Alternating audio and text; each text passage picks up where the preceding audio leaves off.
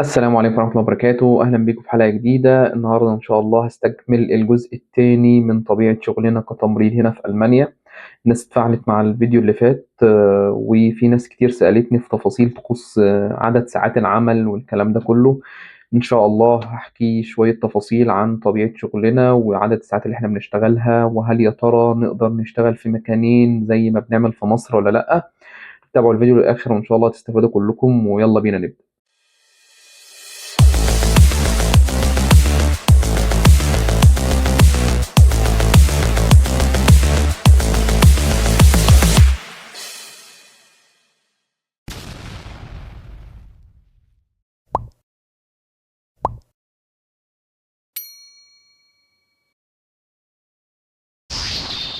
اهلا بيكو. اللي فيكو بيتفرج عليا لاول مره، اخوكم محمد اليسي، تمريض شغال في مدينه ميونخ جنوب المانيا.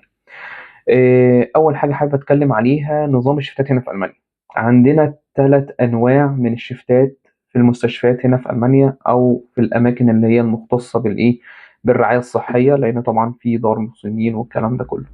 ولكن النظام الشفتات المتعارف عليه عندنا حاجه اسمها فرودينست، في حاجه اسمها شبيدينست، وعندنا نخدينست. فرودينست ده اللي هو الشفت الصباحي، والشفت الصباحي ده بيبدأ من تقريبا من الساعة 6 لحد الساعة 2 ونص بعد الظهر. شفت الشبيت اللي هو المسائي بيبدأ من الساعة 12 ونص وبينتهي الساعة 9 مساء. شفت اللي هو النخت اللي هو السهر بيبدأ من الساعة تقريبا 8 ونص وبيخلص الساعة 6 ونص تاني يوم. تمام. طيب هل يا ترى المواعيد دي ثابتة؟ لا، ممكن تتغير من مكان للتاني، كل مكان وبقى ليه السيستم بتاعه، او كل مؤسسة وليها السيستم بتاعها. وممكن المواعيد دي تبقى مرنة شوية، ممكن تبقى مثلا أماكن تانية تبدأ الشفت الصباحي من 7، أماكن تانية من 6 ونص. ده بيبقى فيه مرونة شوية، بس اللي أنت لازم تعرفه إن شغلك عبارة عن 8 ساعات، بنضاف لهم النص ساعة بتاعة اللي هي الاستراحة اللي هي الباوزة.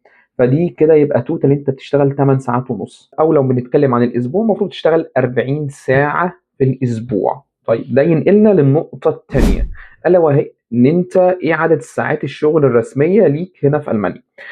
كل اسبوع المفروض تشتغل 40 ساعة في الاسبوع. تمام، ده بيعادل 5 ايام شغل، 5 ايام عمل. تمام كده. طيب، بالنسبة للشغل الاضافي، احنا خلاص اتكلمنا عن نظام الشفتات اذا كان صباحي او مسائي او اللي هو شفت السهر، وعرفنا بيبدأوا امتى وعدد الساعات بتاعتها والكلام ده كله. ولكن دلوقتي عايزين نعرف عدد الساعات. قلنا 40 ساعة في الاسبوع. طيب لو انا حابب ازود عمل اضافي، تمام، يجي هنا حاجة اسمها اللي هو النيبن جوب. النيبن جوب دي يعني عمل اضافي. تقدر تشتغل انت في مكان تاني، في مستشفى تانية مثلا وليكن، وتشتغل برضو بس معاك لحد 20 ساعة في الاسبوع. يبقى مسموح لك لحد 20 ساعة في الأسبوع زيادة على ال 40 الأساسية اللي أنت بتشتغلها. تمام كده. بس خد بالك من حاجة، أنت شغلك ده النيبن جوب لو زاد عن 500 يورو في الشهر هيتفرض عليهم ضرائب. يعني أنت تقدر تشتغل شغل إضافي بس بما لا يزيد عن 500 يورو. لحد 500 يورو دومت مش هينضاف لك عليهم جنيه ضرايب زيادة، هي الضرايب اللي بتخصم من مرتبك الأساسي وخلاص. لكن نيبن جوب ده لو اشتغلت بس بما يعادل 500 يورو فانت كده مش هيتحسب عليك ضرايب. اشتغلت النيبن جوب اللي هو الشغل الاضافي اكتر من 500 يورو فانت ساعتها هينضاف عليك ضرايب. تمام، لازم تبقى واخد بالك من النقطه دي كويس جدا جدا جدا. تمام.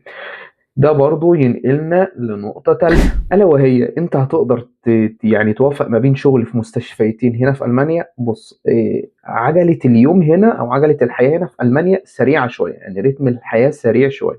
يعني أنت أي نعم لو بصيت هتلاقي نفسك إيه ده أنا بشتغل 8 ساعات ونص في اليوم، ده أنا بقيت اليوم فاضي ومش عارف إيه. لا، الموضوع مش بالسهولة دي. لا طبعا، أنت بتيجي من الشغل تلاقي نفسك تعبان شوية.